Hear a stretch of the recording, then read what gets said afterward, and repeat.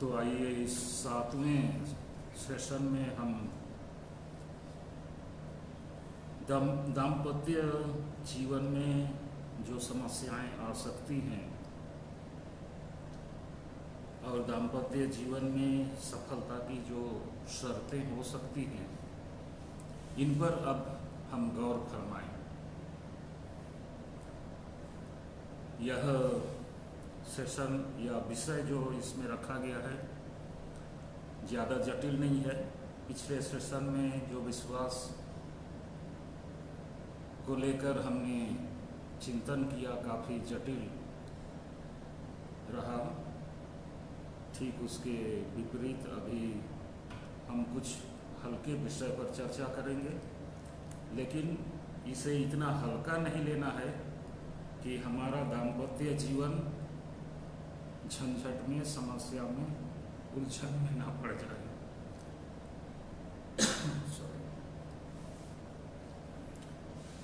संभावित पारिवारिक समस्याएं। नंबर 1, पति पत्नी में अविश्वास या संदेह। पति पत्नी में अविश्वास या संदेह। आरंभ में सब कुछ ठीक चलता है, जितना पार्टनर पत्नी नहीं मांग रही है पति देने को तैयार, उसी तरह से जितनी सेवा पति नहीं मांग रहा है उससे ज़्यादा सेवा पत्नी देने को तैयार। ये शुरुआत में चलता है, होता है, लेकिन दाम्पत्य जीवन का एक दौर आता है जहां अविश्वास और संदेह एक के बाद एक बीमारी की तरह झकझोरने लगती हैं। एक छोटी कहानी है। एक बैंक मैनेजर था, बहुत वर्ष पहले, 50-60 साल पहले, और वो कम नाश्ता करके जाता था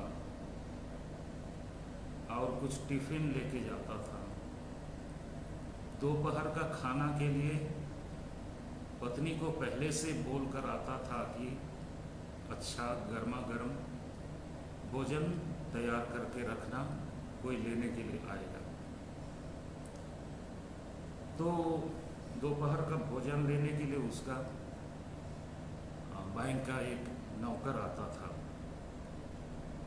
और इसी तरह से लगभग 4 बजे चाय लेने आता था, चाय और कुछ पकवान। तो दिन में 2 बार नौकर खाद्य सामग्री लेने के लिए उसके घर क्वार्टर जाता था। 1 साल, 2 साल, 3 साल, 4 साल। 5वें साल में एक दिन अचानक लंच लेने गया था। 1, 2, 3 बज गए। वो लंच लेकर के जो पियून था, चपरासी, वो लौटा नहीं। तो इसके मन में अब कुछ संदेह, शंका और डर होने लगे। डर लगने लगा। दूसरे नौकर को भेजा। वो नौकर जाके देखता है ताला लगा हुआ है घर में। जब वो सूचना मिलती है स्वयं जाता है और जाके देखता है सचमुच घर में ताला लगा है, और उसके पश्चात वो ताला तोड़वाता है और अंदर जाता है, और दरवाजे के सामने ही एक चिट्ठा पड़ा हुआ है जिसमें उसकी पत्नी अपने हैंडराइटिंग से लिखती है कि अब से मुझे मत खोजना। तो ये मैनेजर बहुत पैसे वाला था, पैसे की कोई कमी नहीं थी।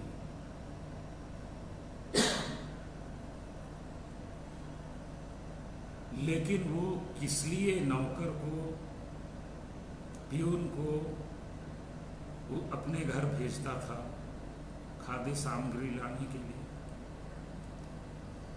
इस मैनेजर के मन में एक शंका थी, चिंता थी, कहीं मेरी अनुपस्थिति में मेरी पत्नी किसी दूसरे के साथ तो मेल जोल नहीं बढ़ाएगी।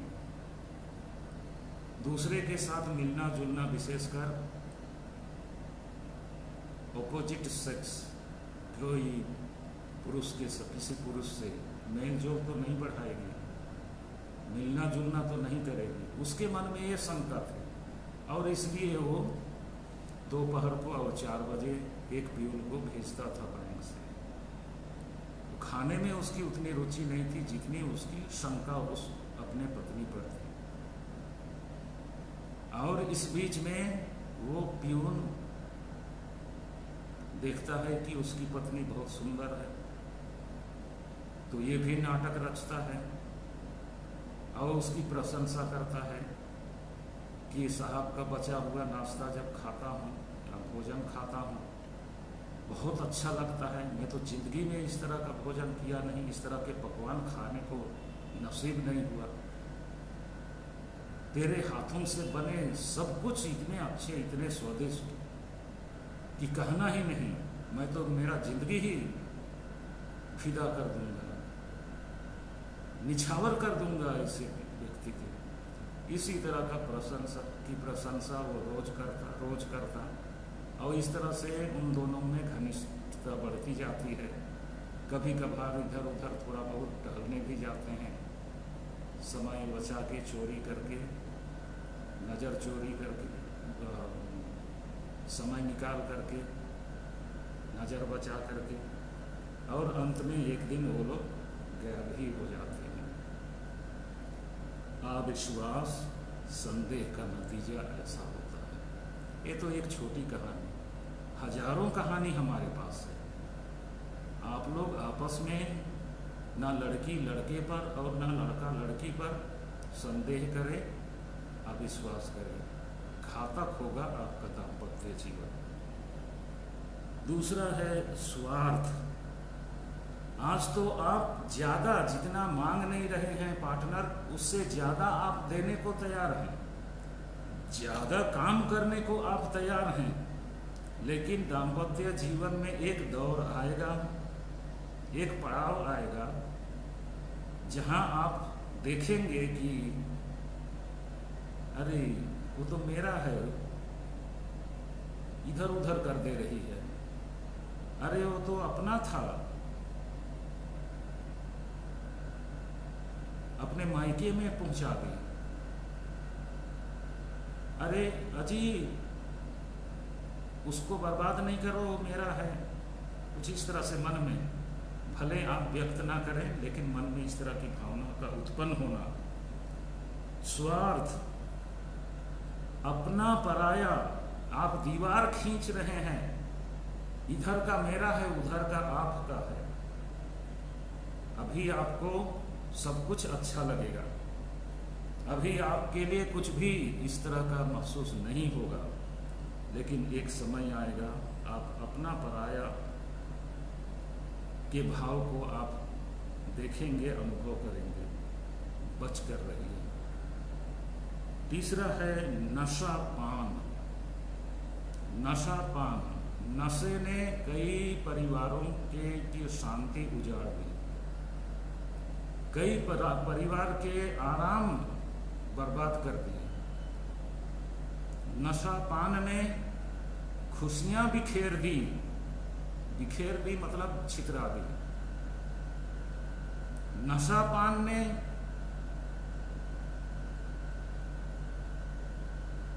संगठित दाम्पत्य जीवन को टूटने के कागार पर लेकर खड़ा कर दिया। नशापान ने बराबर झगड़े को उत्पन्न किया, यहाँ तक कि मार पीट भी होने की नौबत आ गई। आज आपको इसका अंदाजा नहीं होगा, वो दिन दूर नहीं जब आप अपने आसपास में ये घटना घटित होते देखेंगे, वैसे आपको तो अब तक अनुभव हो चुका होगा अपने ही आसपास में, लेकिन जब अपने ऊपर पड़ेगा, सिर पर पड़ेगा, तो बात ज़्यादा गहराई से समझ में आएगी। चौथा है दूसरे लड़के या लड़की से अनावश्यक दोस्ती बनाना।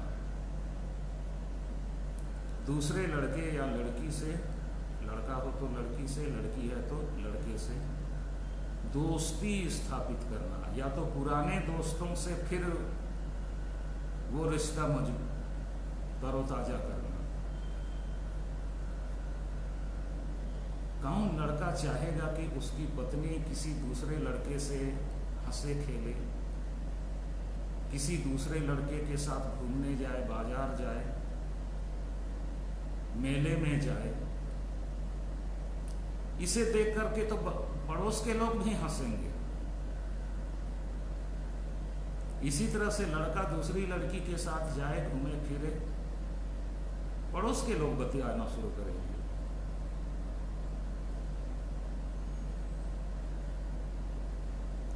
यदि आप नहीं चाहते हैं कि आपकी पत्नी दूसरे लड़के से मेलजोल करे, यदि लड़की नहीं चाहती है कि आपका पति दूसरी लड़की से मेलजोल ना करे, तो एक दूसरे के प्रति विश्वास में कमी क्यों आने देना है?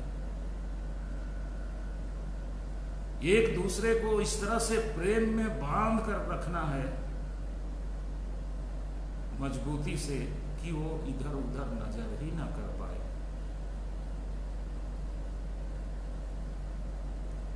इसके लिए तरीका आपको रोज रोज नए तरीके खोजने हैं, अन्यथा आपका दाम्पत्य जीवन इतना कटु हो सकता है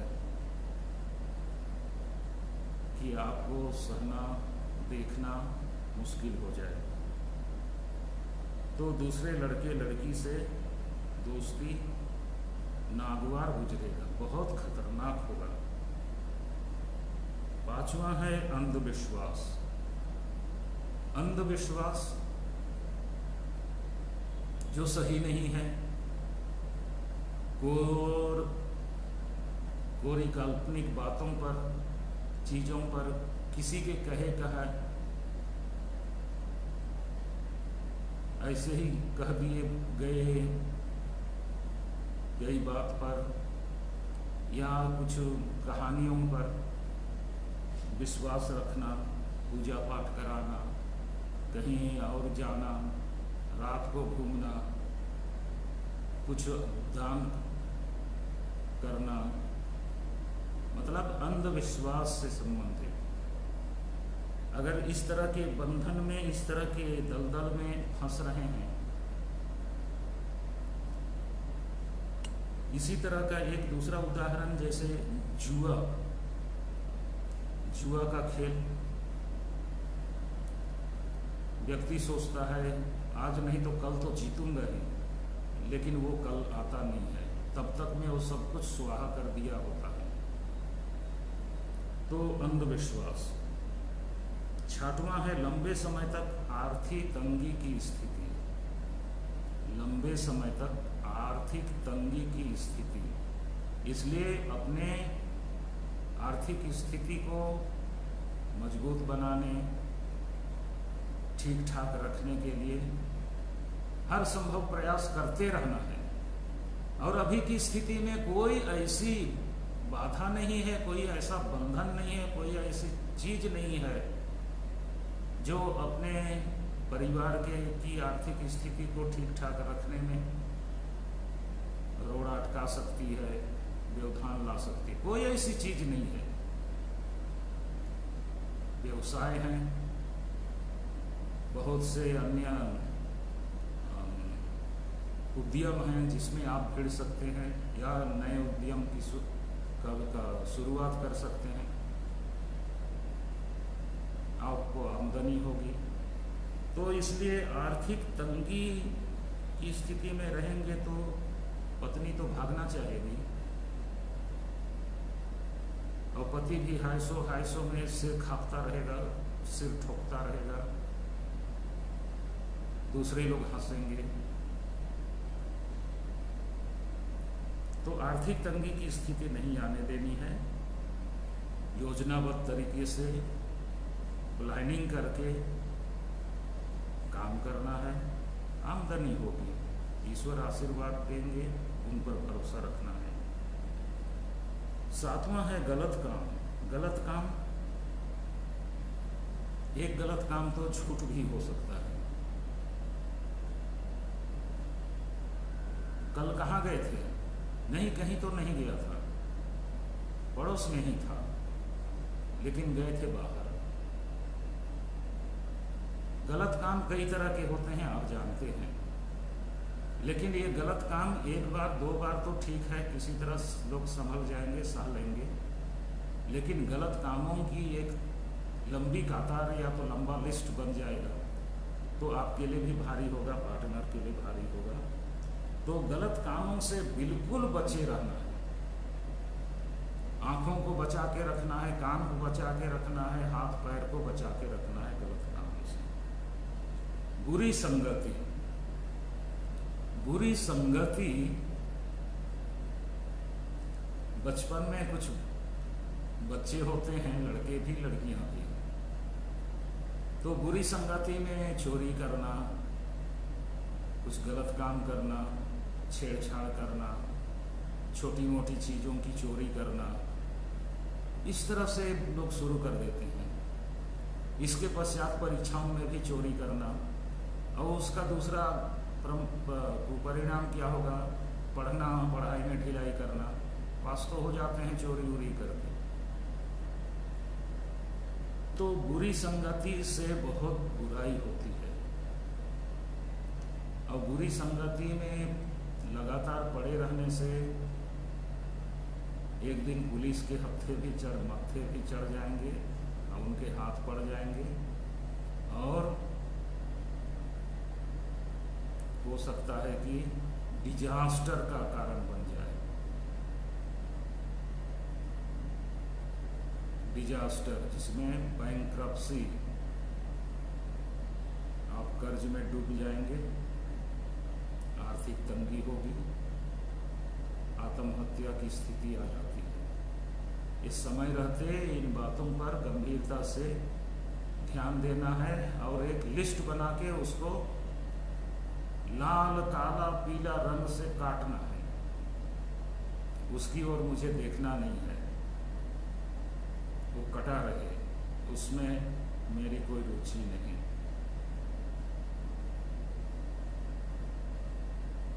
लेन देन में पारदर्शिता की कमी, लेन देन में पारदर्शिता की कमी।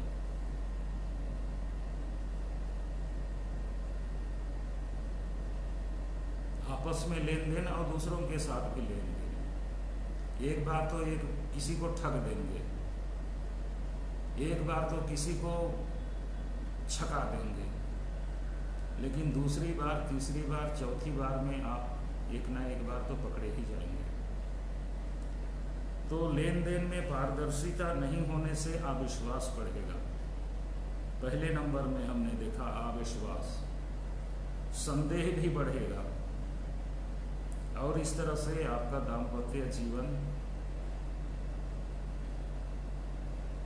समस्याओं के दलदल में फंसता और घसीटता चला जाएगा। इसलिए पारदर्शिता, बिल्कुल खुलापन, जो कर रहे हैं, छोटा हो, बड़ा हो, मध्यम हो, आपको सही चीज बताना है, सही स्थिति बतलानी है। 10वां है एक दूसरे के प्रति सम्मान में कमी। आज तो एक दूसरे के प्रति बहुत सम्मान है, उसके बिना तो पता नहीं मैं रह सकूंगा कि नहीं। कभी कभी लड़के, पहले हम लोगों के समय में अंगुली ब्लेड से चीर कर खून निकालते थे, और खून से प्रेम पत्र लिखते थे। इतना प्यार उनके लिए।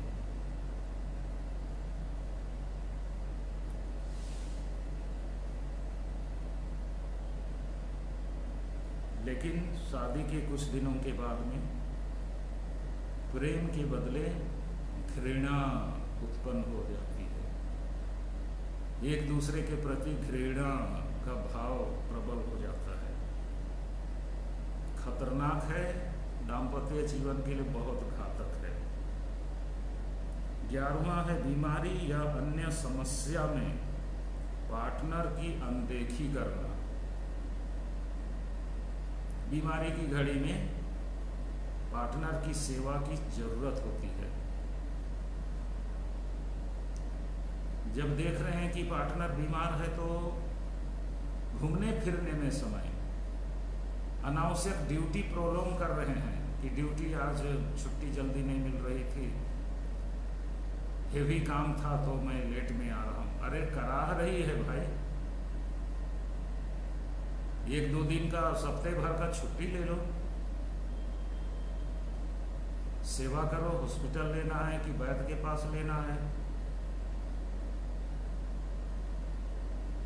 उसी तरह से लड़के की भी स्थिति जब ऐसी होगी तो पत्नी को भी जितना अधिक हो सके सेवा करनी है।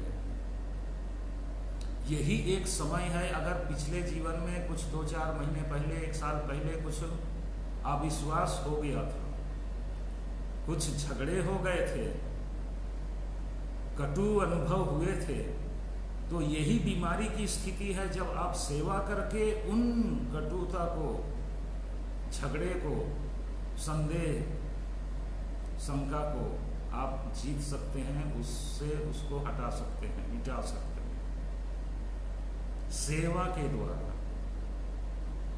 और इसी से अगर मुकर जाएंगे तो फिर बहुत कठिन होगा। इसके बाद तो और भी संबंध संदेहजनक होगा, और भी आपसी संबंध कटुतापूर्ण हो जाएगा, और उस समय समय पर झगड़े होते रहेंगे।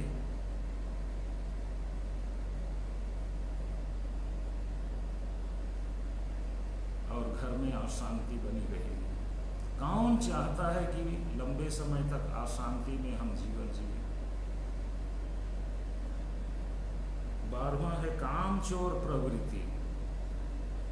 कामचोर प्रवृत्ति सुस्तीपना, लेजीनेस। ईश्वर ने इस शरीर को इसलिए बनाया कि शरीर की शक्ति का उपयोग कंस्ट्रक्टिव, सृजनात्मक कार्यों में लगाया जाए और उसका फल चखा जाए, अपने लिए और पार्टनर के लिए, परिवार के लिए परिश्रम का फल मिले। अब कामचोर, सुस्तीपना किसी में है पहले से ही, उसको जीतना जरूरी है। दिन भर काम करें, बिल्कुल थक गए हैं तो आराम कीजिए, लेकिन फिर आराम करने के बाद फिर काम में लगिए। अगर हेवी काम नहीं कर सकते हैं तो धीरे धीरे धीरे धीरे लेकिन काम में लगे रहना, ये बड़ी बात है। रचनात्मक कार्यों में लगे रहना, ये बड़ी बात है। 13वां है दूसरों के सामने पार्टनर की निंदा या अप्रिय बर्ताव। दूसरों के सामने पार्टनर की निंदा या अप्रिय बर्ताव शोभा नहीं देता। इससे आपसी जो संबंध है, प्रेम संबंध में कमी आएगी। कमी आते आते वो कटुता में बदल जाएगी। इसलिए दूसरों के सामने निंदा करना या अप्रिय बर्ताव करना बहुत घातक है। आपस में जो भी हो जाता है कभी कभार, स्वाभाविक है। लेकिन दूसरे जब यहाँ आए हैं आपके घर में या आप दूसरे के घर गए हैं, वहीं लड़ रहे हैं, और दूसरे लोग लज्जा से सिर झुकाए बैठे हैं या बचाने का प्रयास कर रहे हैं, बीच बचाव करने का प्रयास कर रहे हैं। ये शोभा नहीं देता है, बिल्कुल नहीं, बिल्कुल नहीं। 14वां है घर की बात बाहर ले जाने की आदत। घर की बात बाहर ले जाने की आदत किसी में रखती है, वो भी ठीक नहीं है। घर की बात घर ही में रहे, इसको सीखना है। अगर आप नोट कर रहे हैं तो इसको बड़े बड़े अक्षरों में एक लिस्ट बनाइए कि ये चीज हमें नहीं करना है। उसको फ्रेम लगा के रखिए, बेडरूम में रखिए।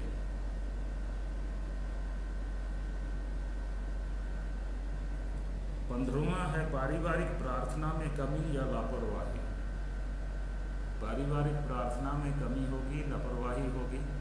इतने दिनों तो पता नहीं माता पिता के घर में करते थे, नहीं करते थे, विवाह के बाद कहाँ रहेंगे,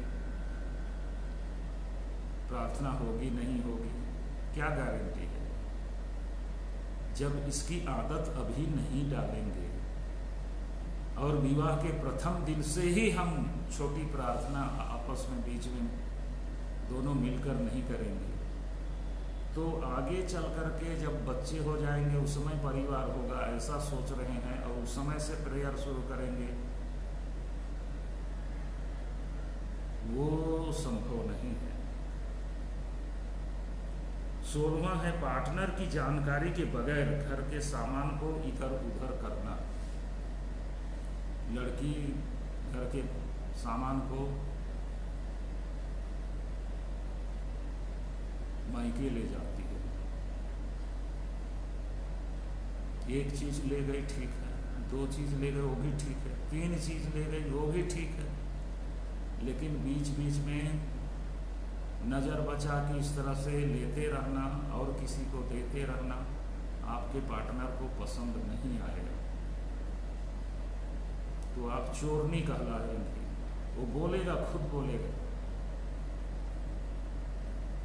आप लोगों का एक जीवन नहीं हुआ है, ठीक है, देना है तो बता के दो, अगर मना करता है तो मत दो, हाँ बोलता है तो दे दो। हो सकता है कि जितनी चीज़ें आप छिपा के दे रहे हैं उससे ज़्यादा चीज़ें उनकी आंखों के सामने देने के लिए अच्छा लगेगा जब उनकी सहमति हो जाएगी। इसी तरह से लड़का भी जो सामुदायिक यूज के चीज़ें हैं, घर की चीज़ें हैं, उनको एक एक करके इधर उधर बड़ी बड़ी मज़ेदार कहानी सुनने को मिलती है कि वो मिस्टर जी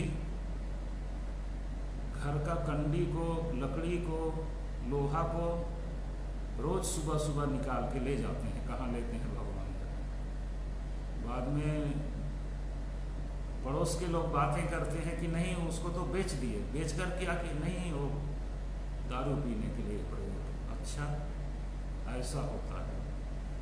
मैं तो सुनी सुनाई बात को बोल रहा हूँ, आप लोगों ने तो आंखों से ये बात देखी, ये काम होते देखा होगा। ये नौबत नहीं आनी चाहिए।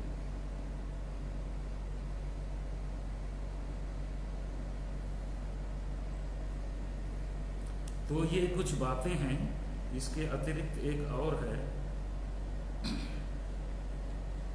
17वां, वो है संवाद की कमी। संवाद की कमी, संवाद माने बातचीत, आपस में बातचीत। कई घरों में देखा जाता है, अगर एक लड़का है, मान लीजिए उसका नाम रोशन,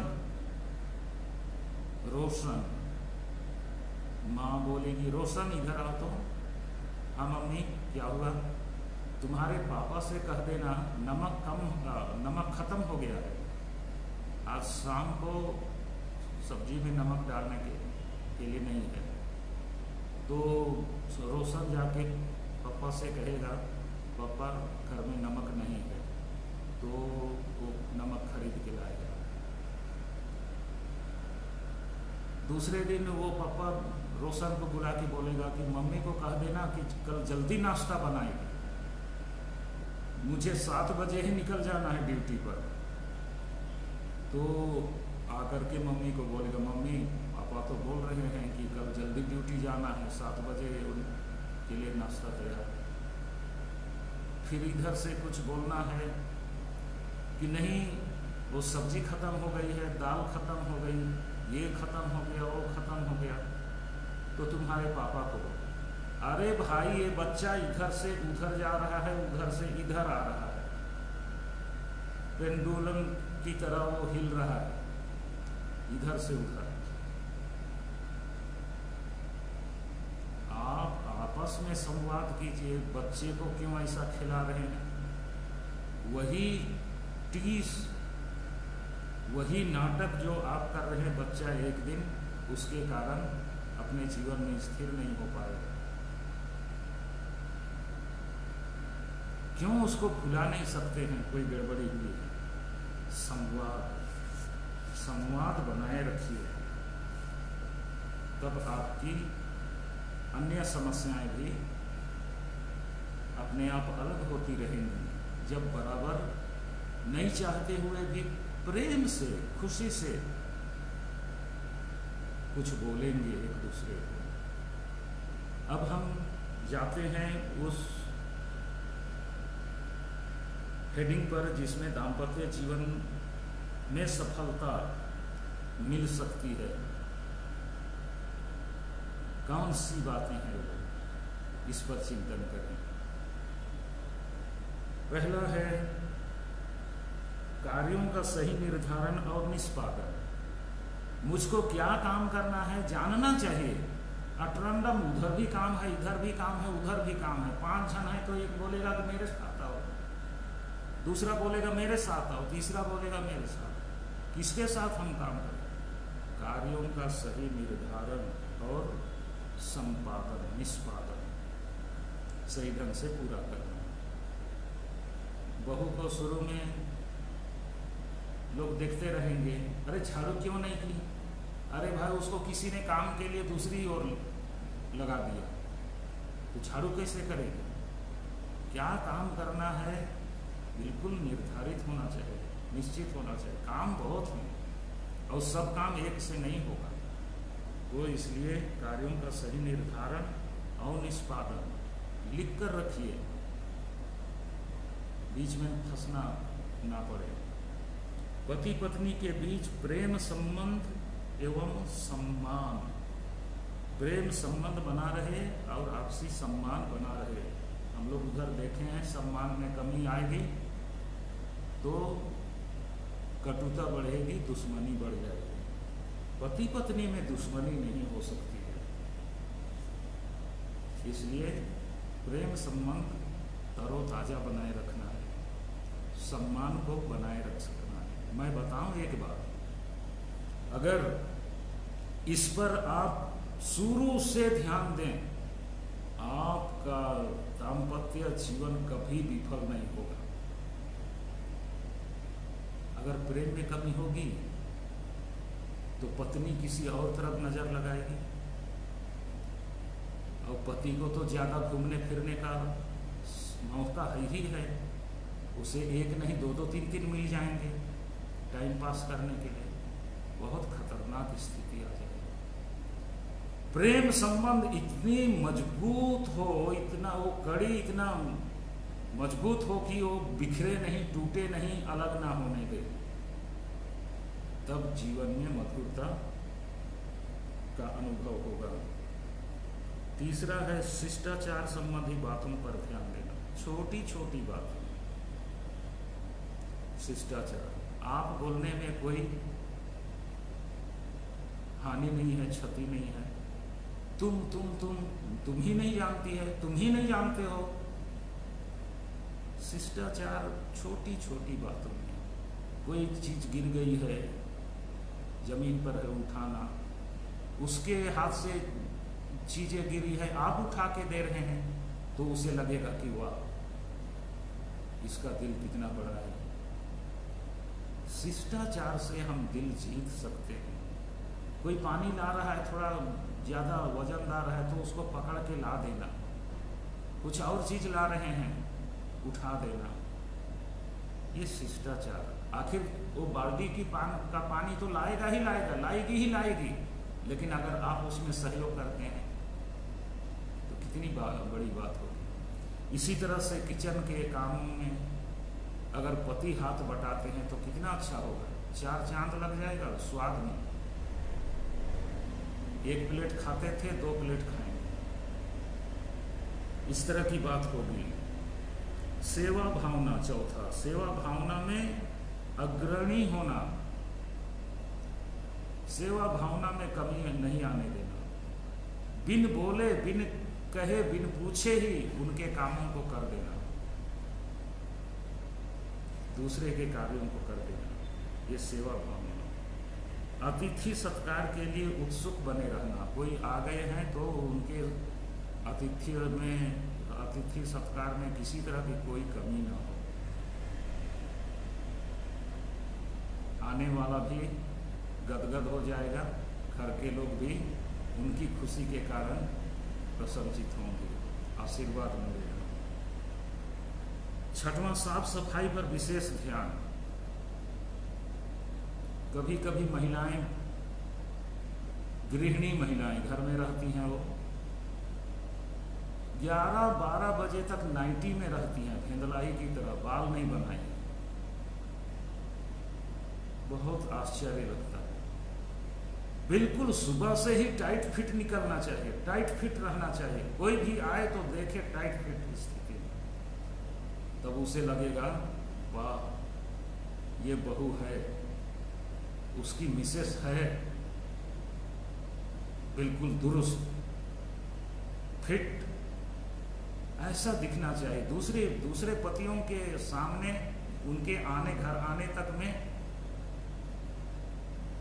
धुंधुल की धुंधलाई जैसा, बाल इधर उधर बिखरे हुए, और पहनावे का कोई ठिकाना नहीं। नाइटी को रात को पहनते हैं, ये दिन को पहनने के लिए नहीं है,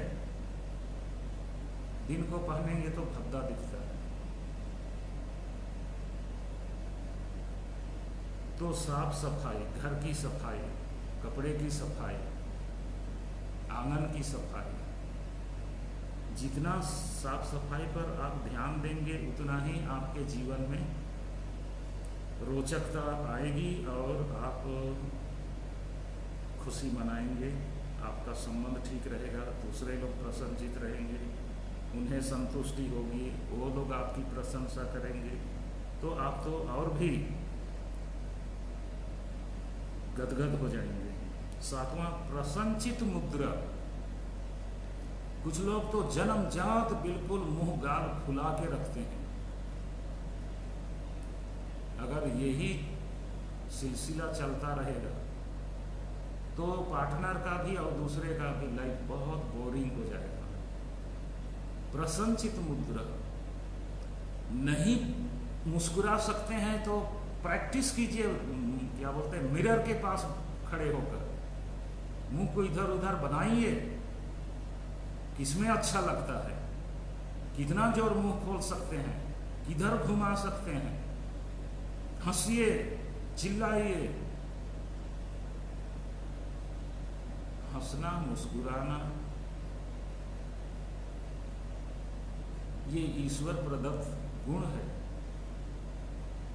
इससे चिंताएं भी कम हो जाती हैं, समस्याएं भी धीरे धीरे बोझ नहीं बनती हैं, हल्की हो जाती हैं, और उसका सामना और उसका निदान आप खुद कर लेंगे। कोई दूसरा आ रहा है, आपके प्रसन्नचित मुद्रा को देखकर उसकी समस्या छूमंतर हो जाएगी।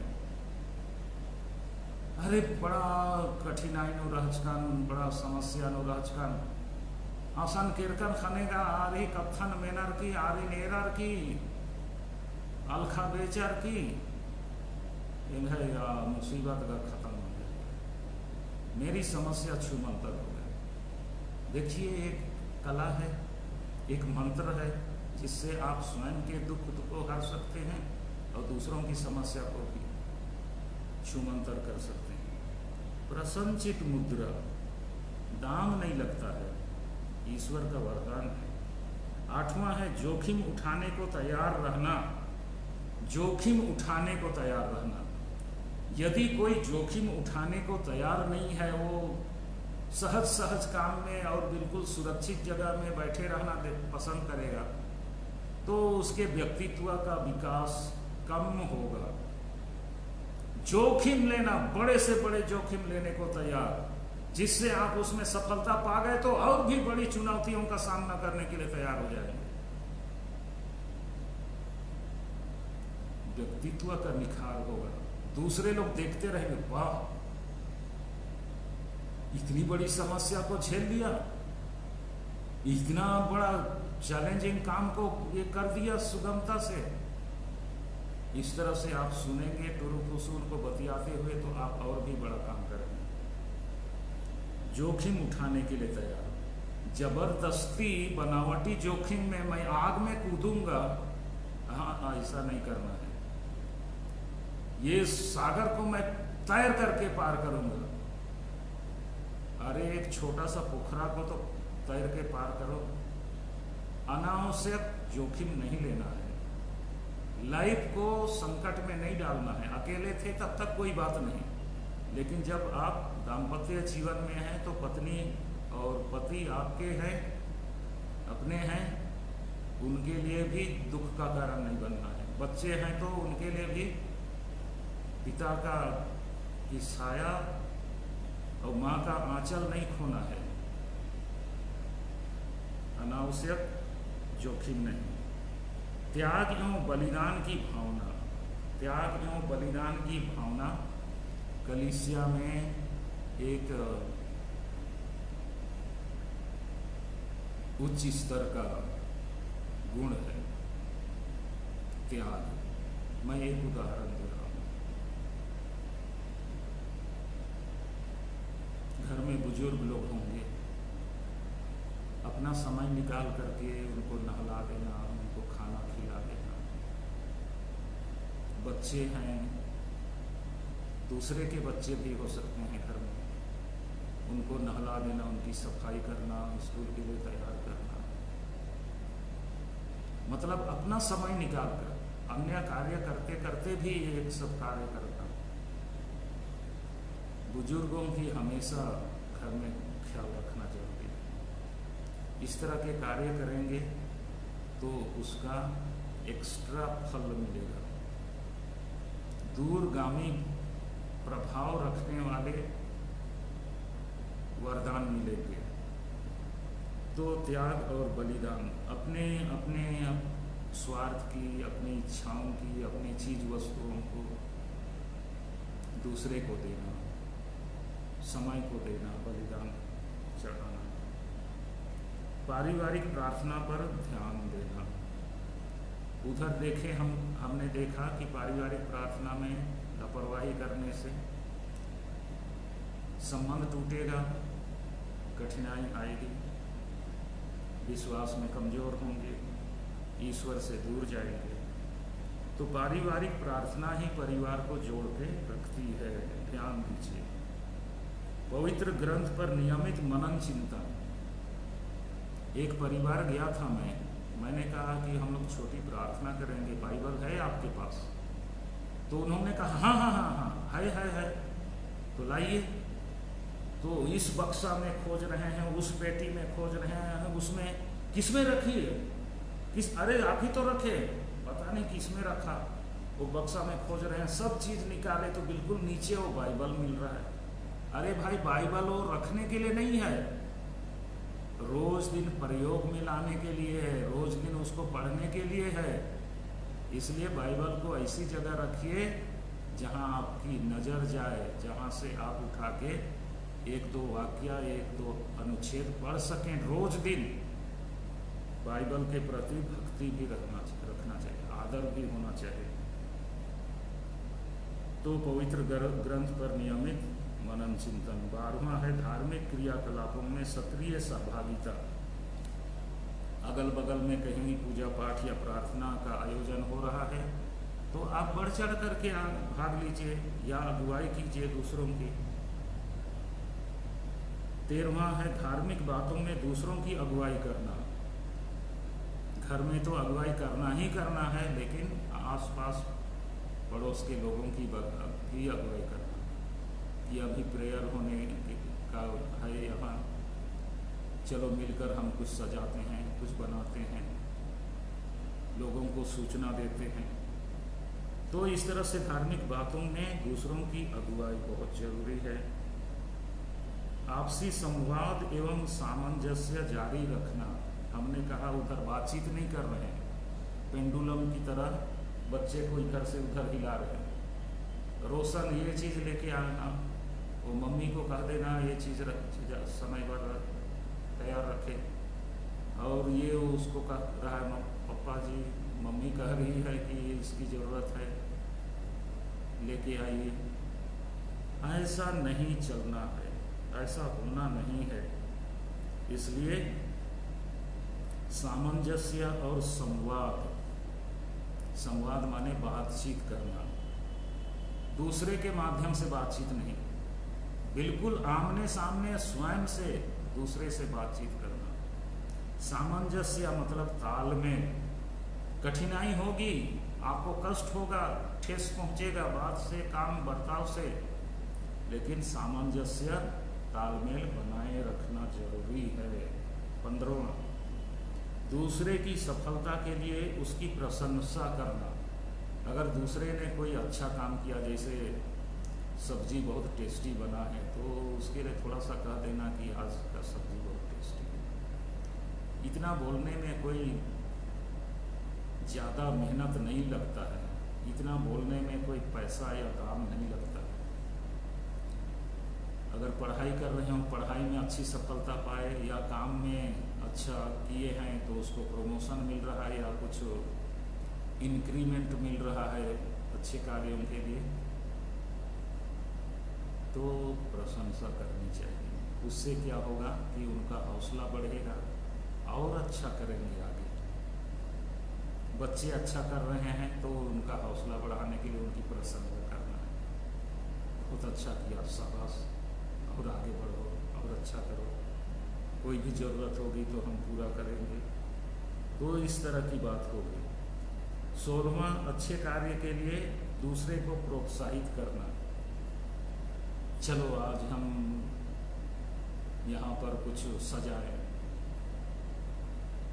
इधर लोग आने वाले हैं, या तो आज पड़ोस में मिसा पूजा होना है, तय हुई है बात, हम लोग जा कर के उनके साथ काम करें, थोड़ा सफाई करें और जगह सजाएं। तो इस तरह से अच्छे कार्यों के लिए एक दूसरे को प्रोत्साहित करने की ज़रूरत है। 17वां है दूसरे की आवश्यकता पूर्ति आपका प्रथम लक्ष्य हो। दूसरे की आवश्यकता की पूर्ति आपका प्रथम लक्ष्य हो। वो कुछ मांगे उससे पहले उसको कर दो। इस तरह के कार्य अगर आप करेंगे तो वो जो पहले मैंने कहा सेवा, चर्च में सेवा के कार्य को बहुत महत्व दिया जाता है, उसी तरह ये भी दूसरे की आवश्यकता पूर्ति भी बहुत महत्व का क्षेत्र है, विषय है, ध्यान देने की जरूरत है। इसके लिए आप अपने स्वार्थ का उत्सर्ग करेंगे, स्वार्थ का उत्सर्ग करेंगे, बलिदान करेंगे, कुछ खर्च करेंगे, कुछ समय निकालेंगे, कुछ मेहनत करेंगे, तभी इस तरह का काम हो सकता है। 18 है गंभीर विषयों पर एक दूसरे से सलाह लेना। सलाह तो हम लोग लेने के आदी नहीं हैं। मैं ऐसा सोच रहा हूँ, आपका क्या कहना है, इतना बोलने में क्या खर्च हो रहा है, क्या परेशानी हो रही है। अगर आप ऐसा करते तो मैं सोच रहा था अच्छा होता। इस तरह से कुछ सजेशन देना। तो गंभीर विषयों पर एक दूसरे से सलाह मशविरा करना बहुत ज़रूरी है। हम लोग सोच रहा हूँ कि गाड़ी खरीदेंगे, सोच रहा हूँ कि हम लोग मकान बनाएंगे, ऐसा सोच रहा हूँ कि हम लोग ज़मीन खरीदेंगे, तो मशविरा कीजिए, खरीद लेने के बाद बताने से उसको उतना मज़ा नहीं आएगा। खरीदने से पहले आप उससे एक टुक बोलेंगे कि ऐसा सोच रहा हूँ, आपका क्या कहना है, तो बोले कि बहुत अच्छा है, जरूरी है, उनके पास है तो हमारे पास भी हो जाएगा। तो मशविरा करना, सलाह लेना, परिवार की बातों को अपने तक ही सीमित रखना। हमने देखा वहाँ परिवार की बात को बाहर ले जाना संकट ले आता है, इसलिए परिवार की बात को अपने तक ही, परिवार के दीवार के अंदर ही सीमित रखना। बाहर जाने से बहुत बदनामी होती है, कटुता बढ़ जाती है, अविश्वास बढ़ जाता है, बहुत कठिनाई होती है। 20 संकट या बीमारी की घड़ी एक दूसरे के निकट रहना। उधर भी हमने देखा कि बीमारी के समय क्या करना चाहिए। 21 आर्थिक संपन्नता के लिए ईमानदारी पूर्वक प्रयास करना। उधर भी हमने देखा लंबे समय तक आर्थिक तंगी की स्थिति घातक होती है। 22 दूसरों से सहयोग लेने की कला ज्ञात करना। पास पड़ोस के लोगों की सहायता या सहयोग लेने की कला ज्ञात करना। अकेले अकेले काम करेंगे तो मज़ा नहीं आएगा या भारी काम नहीं हो पाएगा। ज़्यादा लोग मिलकर करेंगे और दूसरों के साथ मिलकर काम करेंगे तो बिना थकावट काम पूरा हो जाएगा और कम समय में ही हो जाएगा। तो दूसरों से सहयोग लेने की कला सीखना है। 23 पारिवारिक सहयोगी के रूप में किसी व्यक्ति या परिवार को चुनकर रखना जिनके साथ आप अपनेपन का रिश्ता स्थापित कर सकते हैं। कोई ना कोई आपके पड़ोस में हो जिनसे आप सलाह मशविरा कर सकते हैं, मदद ले सकते हैं। यही परिवार धर्म माता पिता, बपतिस्मा में धर्म माता पिता खड़े होते हैं, उनके समान हो जाएंगे, जो बराबर मदद करने के लिए तैयार रहेंगे और कठिनाई होने पर उनसे कुछ बोलेंगे तो वो आपकी मदद करेंगे। 24 बीमारी या संकट में धैर्य रखना, बिल्कुल विचलित नहीं हो जाना, भयभीत नहीं होना, धैर्य रखना, देखा जाएगा, ठीक हो जाएंगे। दवाई ना लेना है, रेस्ट ना करना है,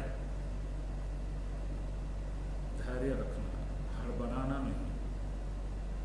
25वां अपनी सुरक्षा, अपनी सुंदरता और स्वास्थ्य के प्रति सजग रहना।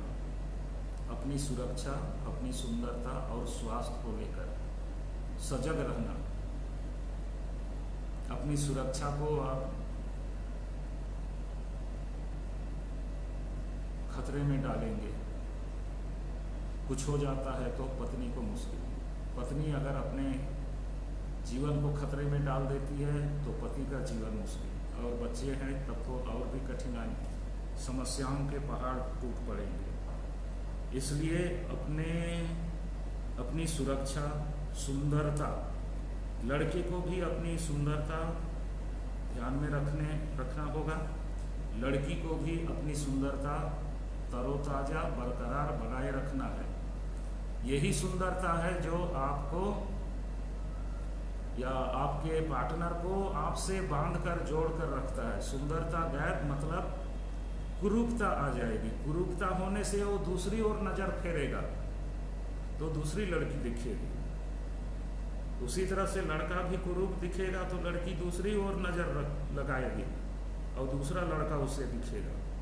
इसलिए अपनी सुंदरता बनाए रखना जरूरी है। इसी तरह से स्वास्थ्य बनाए रखना है, जिससे आप हल्के से मजे और आराम से अपनी जिम्मेदारियों का निर्वाह कर पाएंगे। रोज दिन हाय सो और कराहते रहेंगे, बीमारी की स्थिति रहेगी तो जीवन लंगड़ाते लंगड़ाते चलेगा, मजा नहीं आएगा। 26 पड़ोस के बुजुर्गों से सलाह मशविरा करना, ये बहुत जरूरी है। सब कुछ हम नहीं जानते हैं, सब कुछ हम नहीं कर सकते हैं, सब कुछ हमारे पास नहीं है। हम लोग स्वावलंबन सब दृष्टिकोण से नहीं हैं। हमें सलाह मशविरा के द्वारा अपने को साधन संपन्न बनाने की जरूरत है।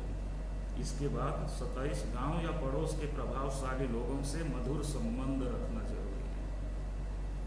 ये कला है, अपने से नहीं होता है, और वो अपने से आपके हित में काम करने के लिए नहीं आएंगे।